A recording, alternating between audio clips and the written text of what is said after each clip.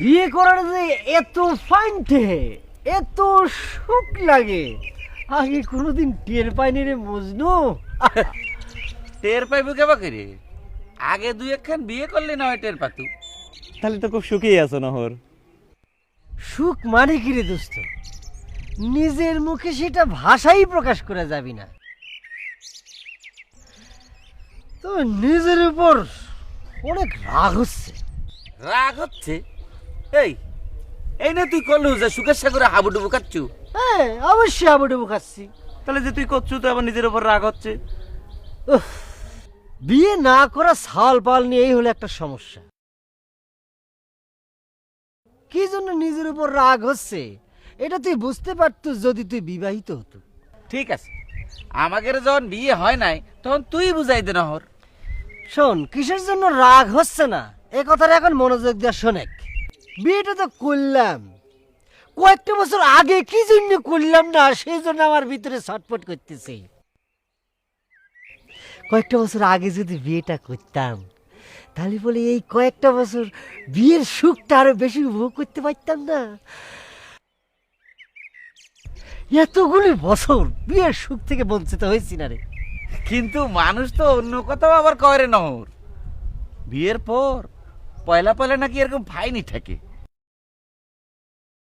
কিন্তু কয়টা বছর যাওয়ার পর নাকি মনে হয় সাইরা দেমা কাইন্দে বাসি। ওরে মজনু, আমি যা করছি সেটা শোনে, যত তাড়াতাড়ি সম্ভব বিয়েটা করে ফেলা, নালি পরে কিন্তু আমার মতো পস্তানো লাগবে নি। দেরি করলে লেট হয়ে যাবি নি, বুঝতে পারছিস? বিয়ে তো করবারই চাইরে নহর, ফার্স্ট ক্লাস মেয়ে তো পাইনি। আচ্ছা বিয়ের কথা বাদ দে, তুই নতুন বিয়ে করিস, চল তোর এক কাপ চা খাওয়াই। না ঠিক আছে, কিন্তু আমার দেরি হলে আবার তোর ভাবি রাগ হয়ে পারে। আমার চোখের আড়ালি করবার চাই না তোর ভাবি, বুঝতে পারছিস? আচ্ছা ঠিক আছে, তোরা যখন এত করে করছিস চল চাটা একটু খাই আসি। আয় এ মজনু চল। না তোরা যা, আমি যাব না। আচ্ছা থাক। বিয়ে করে মনে করে এবাড়ির বড় বিটা সুখী হয় নাই। ওরে আল্লাহ, এসব আজের কথা তোমার কি রাখিস কত? না, ওই বিয়ের পর থেকেই তো দেখতেছি সব সময় মুখ বেজার করে ঘরের মধ্যে বসে থাকো, তাই কথাটা মনে হইলো। আরে না, বাইরে গেছিলাম, ওই নহরের কথা শুনে মেজাজটা খুব গরম হয়ে গেল, তাই ঘরের মধ্যে ধুম মেরে বসে রয়েছি। নহর আবার কি কইছে? তোমার বোরসাইতি তার বউ দেখতে সুন্দর, তাই কথা শুনে মিজাজ খারাপের কি আছে? ওই কথাই আছে না, যার নয়নে যারে লাগে ভালো। আরে না, নহরে কি এই কথা কওয়ার সাহস আছে? ইয়ার বোঝে আমার বউর কালারের কাছে মার খেয়ে গেছে, সে কথাটা কেউ বোঝে না। আর অন্য কথা নেই, বাদই দিলেন। নিজের বউয়ের রূপে মুগ্ধ হয়ে গেছে ফজর আলী।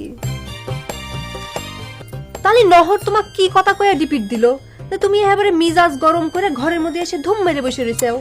আর কোন না, ওই চ্যাংরাটা আমার ছোট ভাই, ও যে এই রিমোটটা স্বার্থপর লোক, এটা তো আমি আগেও কোনোদিন কল্পনা করে পারিনি।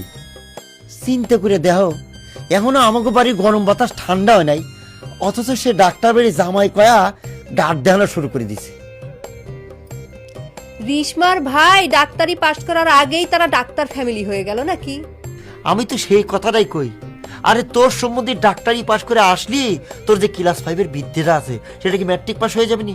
আচ্ছা ডাক দেখানোর কি আছে? হ্যাঁ, ডাটগিরি তো খালি ডাক্তার ফ্যামিলির জামাই দেখাচ্ছে না, ডাক্তার ফ্যামিলির মিয়াও দেখানো শুরু করে দিয়েছে।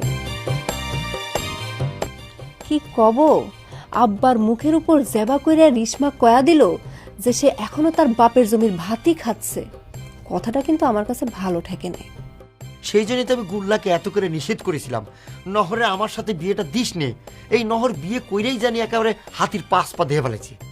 এই 2 দিন আগেও যে রেশমা তোরে বিয়ে করবি না বলে ফিরিয়ে দিছিল, সেই রেশমার ফ্যামিলি না তো গৌরবের কি আছে?